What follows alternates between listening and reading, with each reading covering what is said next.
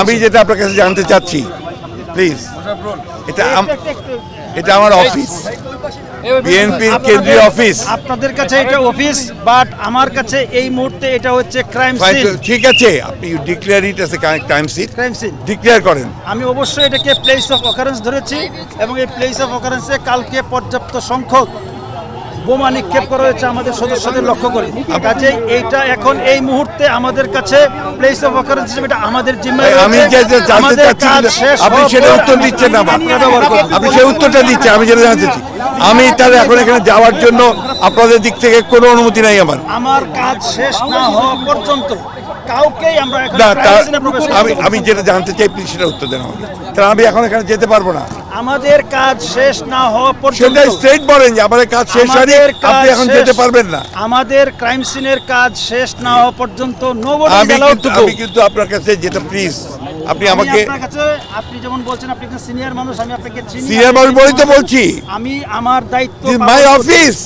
আপনি যদি বলেন না আমি যেতে পারবো না, আপনি সেটা বলে দেন। আপনার কাছে এটি আপনার অফিস হতে পারে, বাট এই মুহূর্তে আমার কাছে এটি হতে পারে মানে আমার অফিস তো আপনি জানেন। ইউর প্লিজ, এই থামো। আচ্ছা please, it is a response, your responsible. কি বলেন আপনি একজন রেসপন্সিবল পুলিশ অফিসার। আমি আপনাকে জানতে চাচ্ছি যে আমার কেন্দ্রীয় অফিস এটা বিএনপি। শেষ করি আমার প্রশ্নটা। আমি এখানে এখন যেতে পারবো কি পারবো না?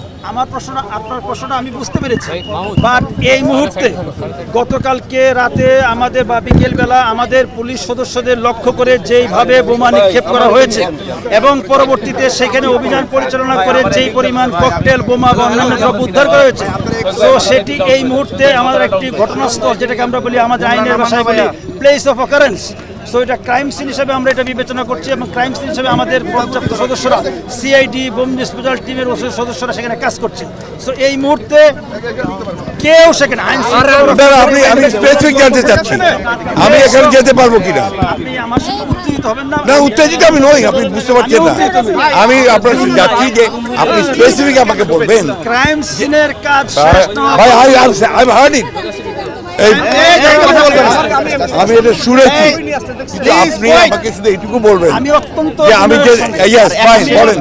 বিনয়ের সঙ্গে বলবো, ক্রাইম সিনের কাজ শেষ না হওয়া পর্যন্ত এইখানে কেউ অ্যালাউড না, nobody is allowed to go. ঠিক আছে, শুনেন এখানে আপনার, আমি যেটা জানতে চাইছি আপনার কাছে, আমি তো কেউ না, আমি একজন বিশিষ্ট এই দলের মহাসচিব। এটা আমার অফিস, কেন্দ্রীয় অফিস, এটা আমাদের প্রপার্টি। অবশ্যই আমরা অস্বীকার করছি না। আপনি শোনেন আমার কথা, আগে শোনেন। আপনি কিন্তু পলিটিক্যাল লিডারের মতো কথা বলছেন। No, don't talk like that. আমি একদম ওইভাবে কথা বলছি ঠান্ডা মাথায়। আমার প্রশ্নের উত্তরটা আপনি দেবেন, বাস হয়ে গেল।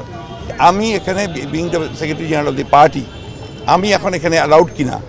আমাদের ক্রাইম সিনের কাজ শেষ না হওয়া পর্যন্ত nobody is allowed to enter into the party. Fine, that's all. Thank you very much.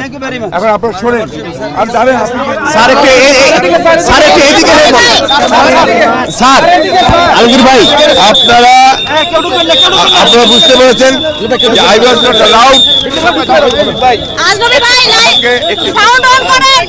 আমাকে, আমি পার্টির মহাসচিব, আমাকে আমার পার্টি অফিসে যেতে দেওয়া হলো না এবং তারা যে কথাগুলো বলছে সর্বত্র মিথ্যা। আমাদের ওখানে কোনো আপনার বিস্ফোরক ছিল না, নাথিং ওয়াজ দেয়ার, এবং তারা নিজেরা ক্যারি করেছে কালকে রাত্রে ব্যাগে করে। আপনারা সেগুলো দেখেছেন মিডিয়া করে। এখন তারা বলছে সবকিছু তারা দিয়েছে, আপনার কোনো বোমা মাত্র বলে নেই, কোথাও কেউ করে নেই, না, নবডি ডিড।